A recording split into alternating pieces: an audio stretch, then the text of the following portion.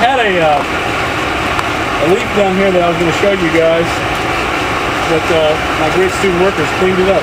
There you go. I guess I can't fuss at them too much. Alright, Carica papaya. It's going to be a relatively large leaf. So this is one leaf. Relatively large. Obviously, what is this? It's a compound leaf, right?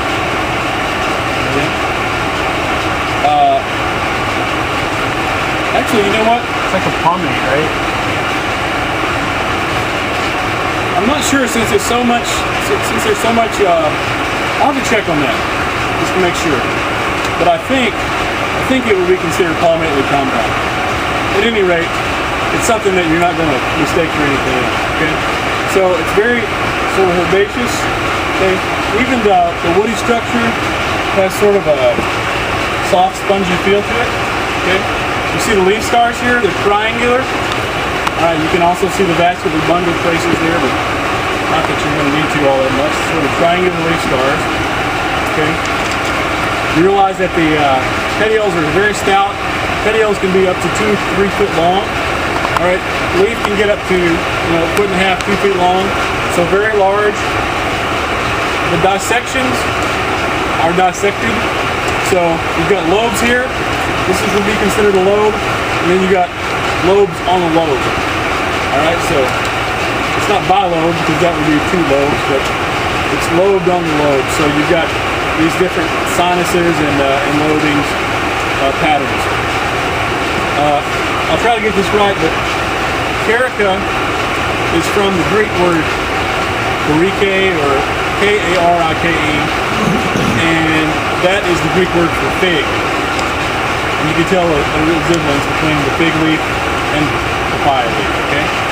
Alright, obviously, well, let me mention this one thing first real quick. I hate to do this, but I do. The stems are hollow. And you can kind of feel that if you kind of punch on it a little bit. Don't do it too hard when it's on the tree, or it'll crush. But realize that the stems are hollow.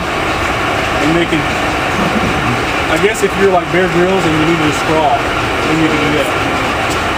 Actually, probably not. I think there might be some poisonous stuff in here, but anyway, a lot of these fruit trees there are. Anybody eat papaya? So papayas form at the top of the tree. You guys know the shapes on papayas are sort of like, I got fig on the brain, so maybe they're like big, elongated. They look like big, elongated figs initially. They're sort of got that waxy coating on the outside. You cut in the middle of them. There's sort of that, look like a cantaloupe almost, sort of that orangey feel, similar textures, and then those black seeds inside. And this is how these things are propagated many times from seed. All the time from seed.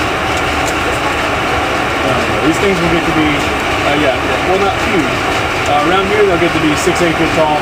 15-20 foot is typical in more appropriate areas. But the fruit will all congregate here in the upper, sixth or third of the tree. Okay?